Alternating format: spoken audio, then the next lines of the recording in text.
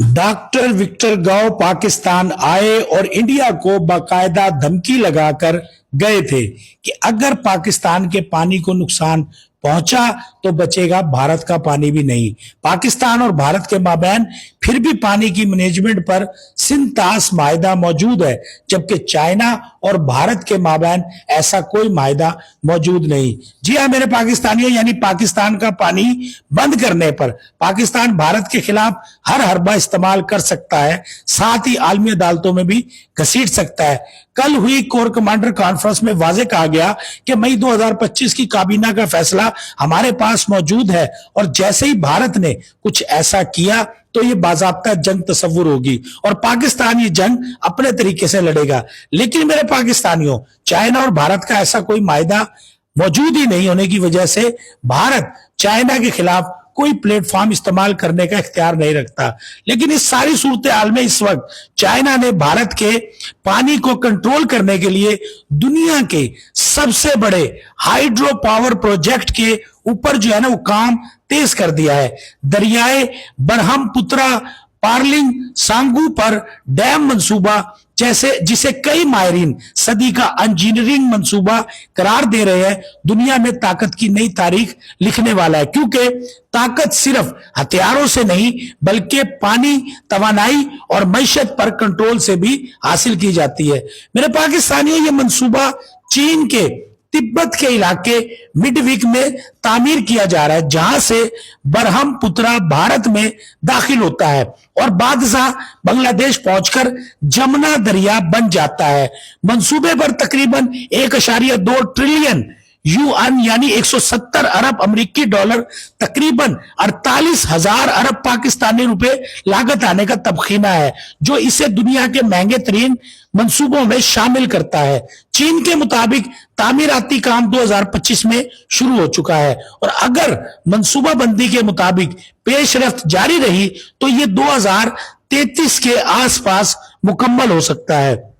इस मंसूबे की बिजली पैदा करने की सलाहियत 60 गीगावाट यानी कि होगी, जो 3 कोरजेस डैम से तकरीबन 3 गुना ज्यादा है। सालाना तकरीबन 300 अरब किलोवाट घंटे बिजली पैदा होने की तवक्को है, जो करोड़ों घरों की जरूरत पूरी करने के लिए काफी समझी जाती है।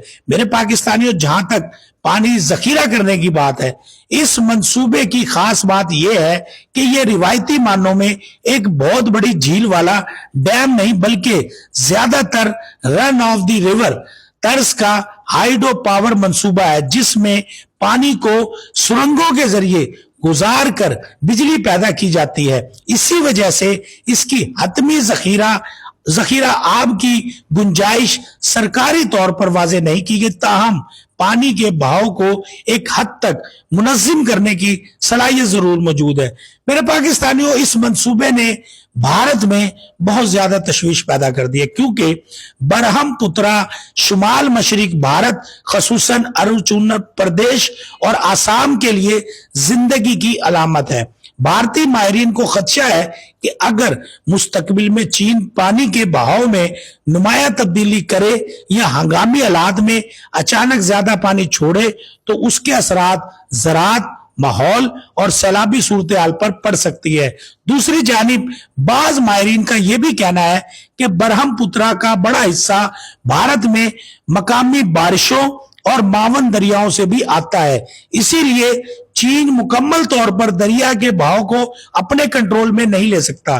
बांग्लादेश भी इस मंसूबे पर गहरी नजर रखे हुए है, क्योंकि यही दुनिया वहां लाखों अफराद की ज़राअत, माहीगीरी और पानी की जरूरियात पूरी करता है। अगर खुश्क मौसम में पानी के बहाव में नुमाया कमी या बारिशों के दौरान गैर मामूली तब्दीली आती है तो उसके असरात बांग्लादेश तक भी पहुंच सकते हैं। ताहम इस हवाले से हतमी असरात का अंदाजा इसी वक्त मुमकिन है जब मंसूबा मुकम्मल होकर अमली तौर पर काम शुरू करेगा।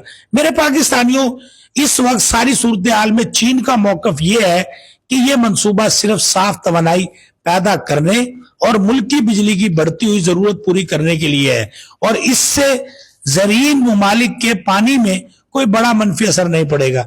इसके बरक्स भारत और बांग्लादेश मजीद शफाफ मालूमात اور مسلسل نگرانی کا مطالبہ کر رہے ہیں.